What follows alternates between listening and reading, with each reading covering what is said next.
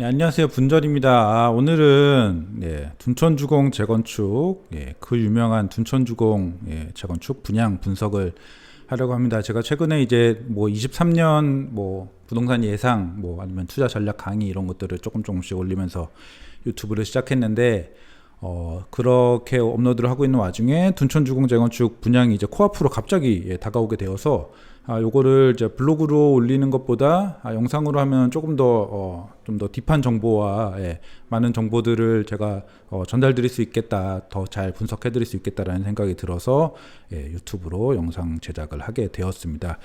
많이 참고해 주시고, 기본적으로 저는 일단 둔촌주공 재건축 요 분양을 좋게 봐요. 좋게 보고 분석을 할수록 괜찮다, 분양가도 괜찮다라는 생각이 들기 때문에 이게 좀 마음에 안 드시면은 뭐 어쩔 수 없어요. 근데 좋긴 좋습니다.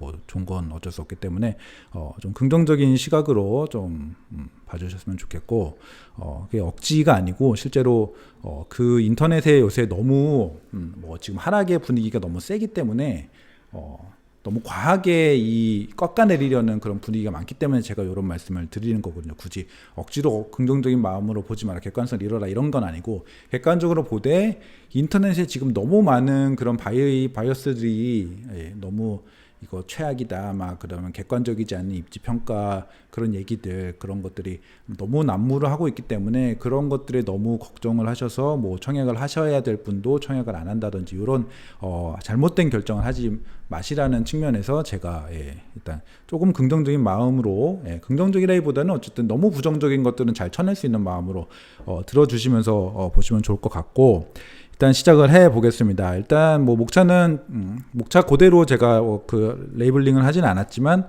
대충 이런 식으로 이런 흐름으로 제가 분석을 할 거예요. 뭐 유튜브는 편이 나눠져서 업로드가 될 텐데 일단 참고하시면 좋을 것 같고, 일단은 입지와 단지 분석하고 그다음 분양가 판단할 것이고, 그다음에 커뮤니티 시설 이런 거 분석할 것이고, 그다음에 평형별 분석할 건데 34평형 먼저 분석할 거고, 그 중에서 이 타입 정말 최악인가 한번 장단점을 냉정하게, 그다음에 근데 너무 과하게 나쁘게 보는 건 아닐까, 이런 관점에서도 한번 분석을 해보려고 하고, 그다음에 59 타입 59제곱 분석하고 39, 49 등 초소형 분석하고, 그다음에 가점 컷 같은 경우는 입주자 보증 공고 나온 후에 제가 예상을 할 수 있을 것 같은데, 사실 가점 컷 자체는 요새 되게 그 상황이 계속 급변하고 있기 때문에 좀 자신은 없어요. 근데 가점 컷보다는 어쨌든 어떤 순위, 무슨 타입보다 인기가 많을 것이다, 뭐 이런 것들은 좀 제가 분석을 해볼 수 있지 않을까라고 생각이 들어서 그런 내용까지 같이 전달 드리도록 하겠습니다.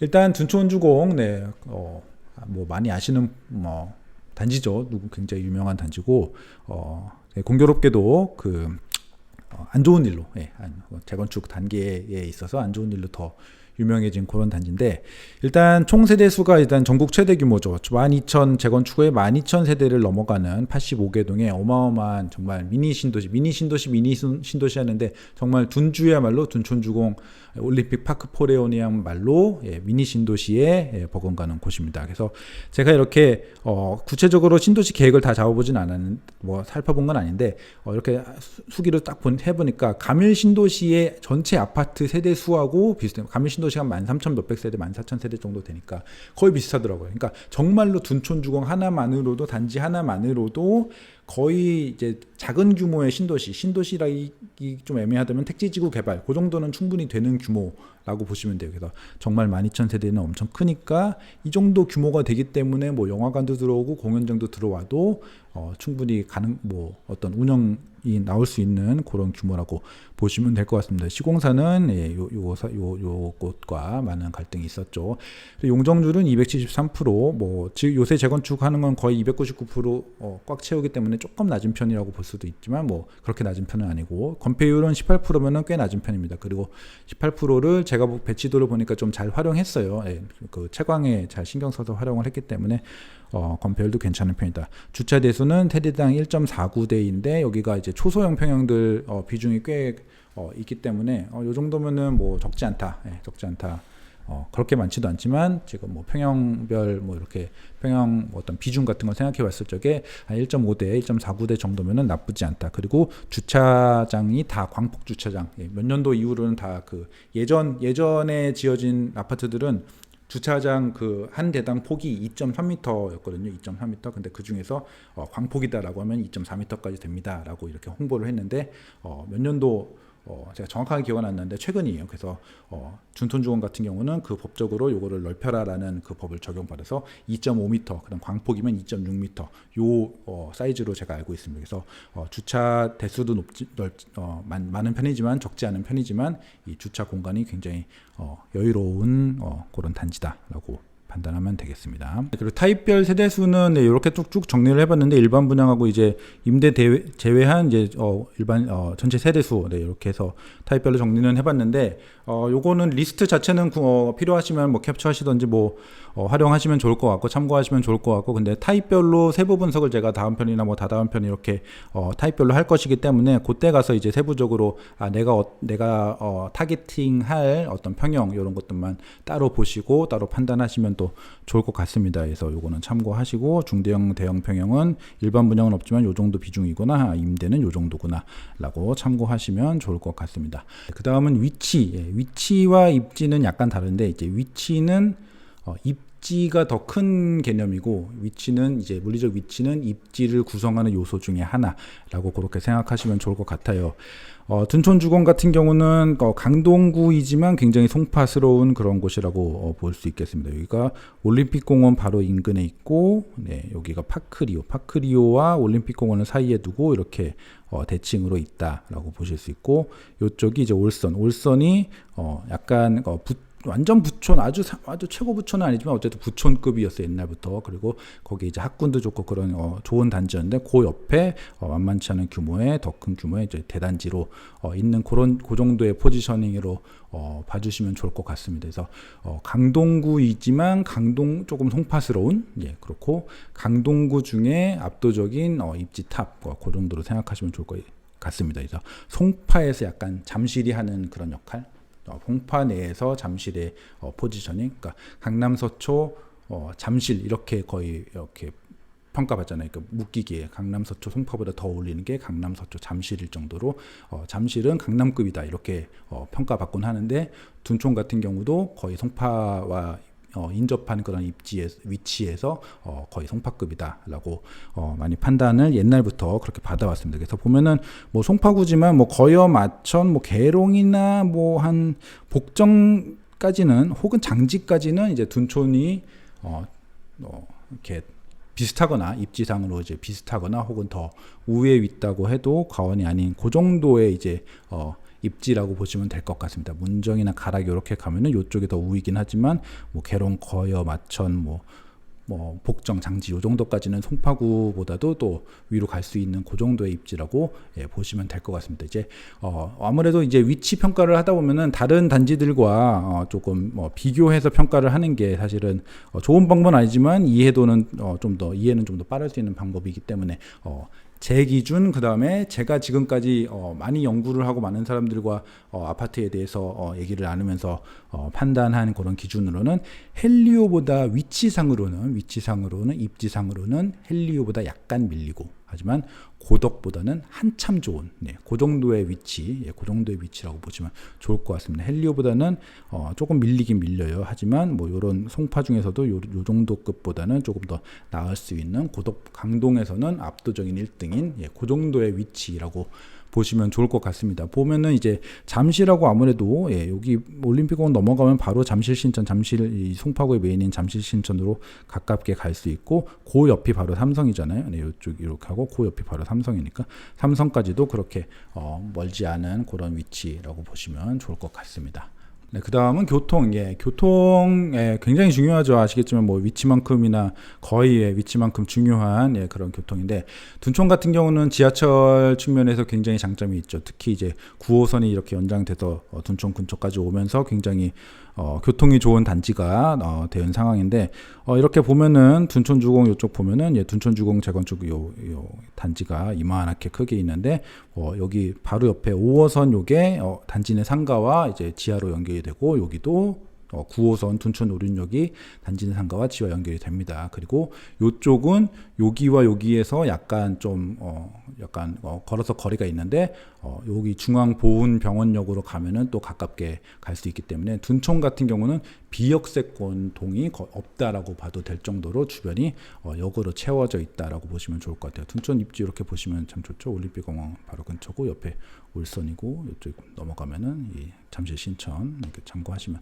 좋을 것 같고, 다시 PPT로 넘어가서 그래서 비역세동이 없고 단지 내 상가 지하 바로 연결이 되고 이제 각종 주요 요지와의 지하철 접근성, 그러니까 5호선, 9호선이 되게 좋은 라인이라서 그게 어떤 두 개의 더블 역세권이 되니까 굉장히 주요 지역들과 주요 요지와의 지하철 접근성이 잘 나오더라고요. 그래서 제가 네이버로 좀 체크를 해봤더니 이제 삼성중앙역까지 이제 둔촌 오륜역에서 타서 삼성중앙역까지 가면은 이제 19분이면 한 방에 가고, 그리고 5호선 타고 가서 갈아타서 판교역까지 출퇴근할 적에 41분이면 가고, 둔촌에서 또 잠실까지 가면은 잠실까지는 자차로도 가깝잖아요. 그래서 또 13분이면 이렇게 갑니다. 지하철 타고.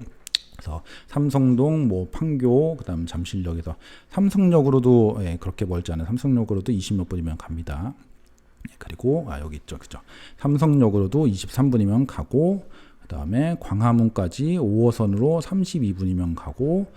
그리고 대치역으로 이제 라이딩도 할 수 있지만 고등학생쯤 되면은 그 지하철 타고 갈 수도 있기 때문에 대치역까지 23분이면 또 가고, 3호선에서 오금역에서 갈아타서 가면은 또 그러니까 5호선에서 오금역 가서 갈아타면은 이제 23분이면 가고, 그다음에 여의도까지도 36분이면 이제 그 9호선 급행 타고 갈아타서 가면 36분, 급행 안 타면은 41분인가 걸려요. 그래서 굉장히 우리나라의 주요 업무 지구 요지, 그다음에 대치동까지도 다 포함해서 이 5호선, 9호선으로 굉장히 접근성 좋게 짧은 시간 내에 접근할 수 있다, 이동할 수 있다라는 측면에서 굉장히 교통이 좋은, 지하철만으로도 굉장히 교통이 좋은 단지라고 볼 수 있겠습니다. 이렇게 굉장히 좋은 지하철 노선이 단지 내 상가와 바로 지하로 연결이 되어 있기 때문에, 그리고 그 단지 내에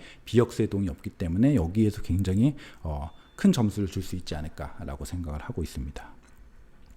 네, 그 다음은 이제 학원가. 이제 학군 같은 경우는 제가 이렇게 평가를 함부로 했다가 또 이게 좀 문제가 될 수도 있고, 그렇게 좋은 얘기는 아니기 때문에 제가 구체적으로 언급하기는 어렵지만 그냥 괜찮은 편, 좋습니다.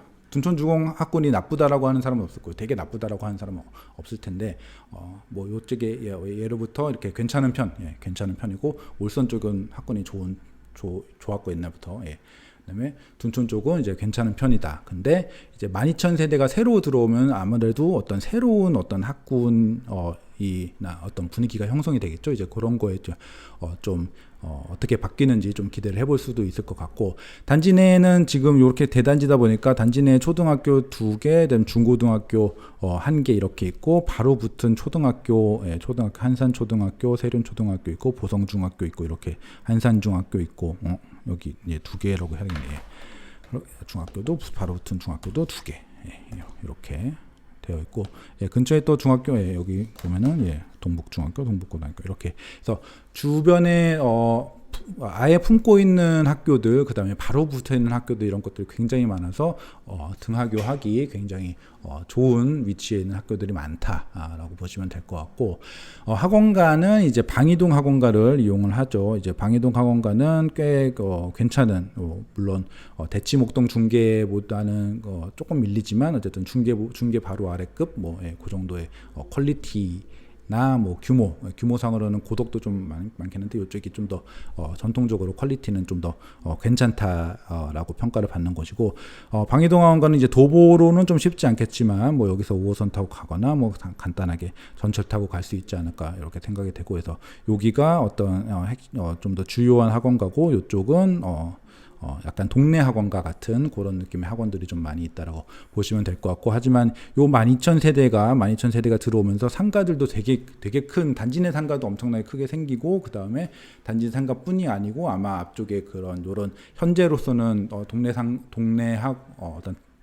동네 학원가 약간 그런 느낌의 학원들도 조금 더 바뀔 수 있지 않을까라는 기대까지는 해볼 수 있겠습니다. 일단은 그 학원이 입점 학원이 이제 생길 만한 그런 위치들, 그런 어떤 땅들, 그런 건물들, 이런 것들은 충분히 있기 때문에 어떤 단지들은 사실 그런 학원이 생길 만한 여지조차가 없는 그런 곳들이 좀 꽤 있거든요. 근데 둔촌 같은 경우는 이쪽이 조금 더 어떤 발전될 수 있는 학원가로서 좀 더 발전될 수 있고, 단지 내에서도 좀 더 그런 게 생길 수 있는 여지는 충분하다. 그 다음에 그렇지 않더라도 요 방이동 학원가를 이용해서 여기가 전통적으로 괜찮은 학원가가 접근성이 괜찮다라고 보시면 좋을 것 같습니다.